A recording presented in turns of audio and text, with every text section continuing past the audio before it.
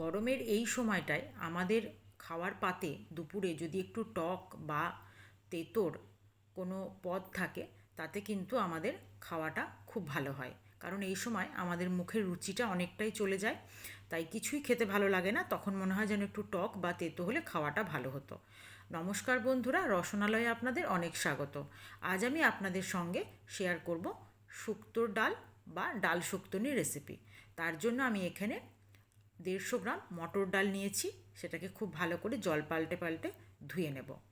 আপনারা কিন্তু চাইলে এই ডালটা মটর ডাল বা মুগের ডাল যে কোনো একটা ডাল দিয়ে রান্না করতে পারেন। আর যদি মুগের ডাল দিয়ে করেন তো অবশ্যই ডালটা কাঁচা ব্যবহার করবেন, খুব শুকনো খোলায় ভেজে তারপর ব্যবহার করবেন না, তাতে ডালের স্বাদ কিন্তু অনেকটাই বেশি হবে কাঁচা ব্যবহার করলে।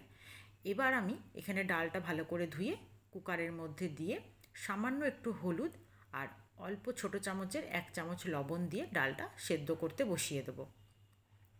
ডালটা সেদ্ধ করতে দিয়ে আমি এবার যে সবজিগুলো ব্যবহার করব সেইগুলো কেটে নেব। প্রথমে আমি এখানে একটা বড় সাইজের লাউ নিয়ে সেটাকে কেটে, লাউটার আমি 4 ভাগের 1 ভাগ এই ডালের মধ্যে ব্যবহার করব, বাকিটা তুলে রাখবো। আপনারা কিন্তু সবজি আমি এখানে যা যা নিচ্ছি আপনারা সবজি সেই কটাই দেবেন শুক্তোর ডালের মধ্যে, তবে পরিমাণটা অবশ্যই আপনাদের পছন্দ অনুযায়ী নেবেন। আমি এখানে 4 ভাগের 1 ভাগ লাউ নিলাম, সঙ্গে আমি এখানে দেখুন উচ্ছে নিয়েছি, আপনারা করলাও নিতে পারেন। উচ্ছেটাকে আমি এখানে 6 থেকে 7টা উচ্ছে নিয়ে এরকম চাকা করে কেটে নিয়েছি। সঙ্গে সজনের ডাটাটা আমি এখানে 5টা ডাটা নিয়েছি, নিয়ে তারপর সমান মাপে খোসা ছাড়িয়ে এরকম সুন্দর করে কেটে নিয়েছি। আর সঙ্গে যে লাউটা নিয়েছিলাম সেটাকেও ডুমো ডুমো করে কেটে নিয়েছি। সবজির পরিমাণটা আপনারা আপনাদের পছন্দ অনুযায়ী নেবেন।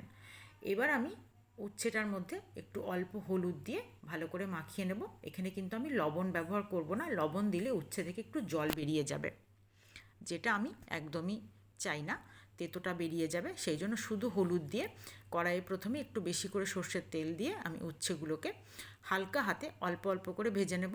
খুব কড়া করে ভাজবো না, ভাজাটা হালকা করব। এবার উচ্ছেগুলো তুলে নিয়ে ওই তেলের মধ্যেই আমি সজনের ডাঁটাটাকেও হালকা হাতে নেড়ে ভেজে নেব। ভাজাটা কিন্তু কোনোটাই খুব বেশি গাঢ় লালচে করে হবে না, হালকা হালকা করে ভাজা হবে। এবার কড়াইয়ে তেলটা একটু কমে গেছে, ওর মধ্যে আমি আরও একটু তেল দিয়ে এবার আমি ডুমো করে কাটা লাউগুলো দিয়ে দেবো। তবে এই সময় কিন্তু গ্যাসের ফ্লেমটা একদমই কমাবো না, কারণ তাহলে লাউ থেকে জল বেরিয়ে যাবে, বা ঢাকাও দেবো না, আর লবণও দেবো না। শুধু একটু হলুদ দিয়ে আমি লাউটাকে হালকা করে ভেজে নেব। তারপর গ্যাসের ফ্লেমটা বারবারই বলছি এই সময় কমাবেন না, তাহলে কিন্তু লাউ থেকে অনেকটাই জল বেরিয়ে যাবে। এবার দেখুন ঠিক এই রকম করে ভাজা হলে আমি লাউগুলোকে তুলে নিয়ে ডালটা যে সেদ্ধ করতে দিয়েছি সেই ডালটা এই সময় আমার সেদ্ধ হয়ে গেছে, নামিয়ে নেব। আর 3টে সবজি কিন্তু আমার ভাজা হয়ে গেল। নামিয়ে নিয়েছি, দেখুন ডালটা আমার কিন্তু ডাল একদম পারফেক্টলি সেদ্ধ হয়েছে, ঠিকঠাক যেমন একদম যতটা আমার গলা প্রয়োজন ঠিক সেইভাবেই সেদ্ধ হয়েছে। এবার আমি এই ডালের মধ্যে ভেজে রাখা সমস্ত সবজিগুলোকে দিয়ে দেব।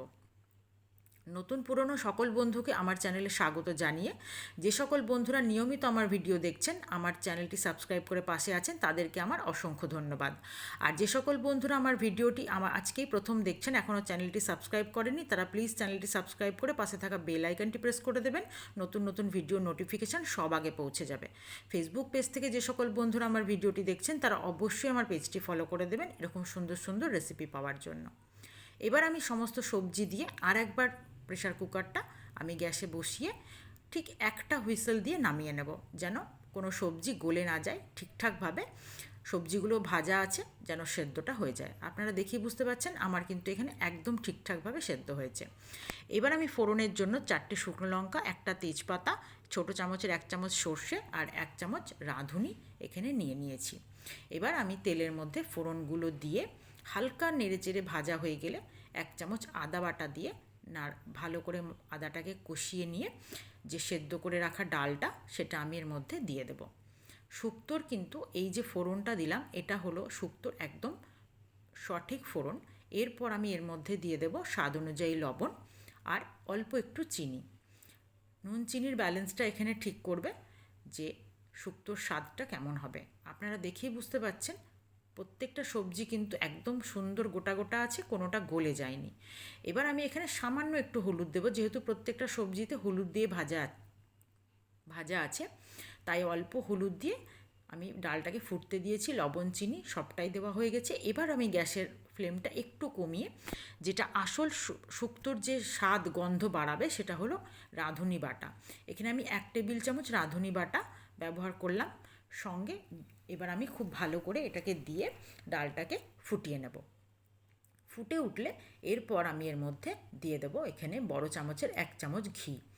আমার কিন্তু যে শুক্তোর যে আসল স্বাদ এই রাঁধুনি বাটা আর ঘি, এই দুটো দিয়ে এবার আমি খুব ভালো করে ফুটিয়ে নিয়ে ডালটা আমি কিন্তু নামিয়ে নেব। আর ডালটা এখানে কিন্তু খুব বেশি পাতলা হবে না, এইরকম ঘনই হবে।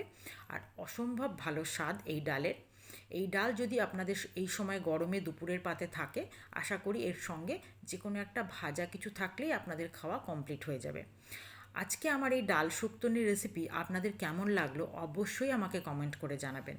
আর যদি ভালো লেগে থাকে অবশ্যই লাইক শেয়ার অবশ্যই করবেন। আর আপনাদের কেমন লেগেছে সেটা কিন্তু জানাতে ভুলবেন না।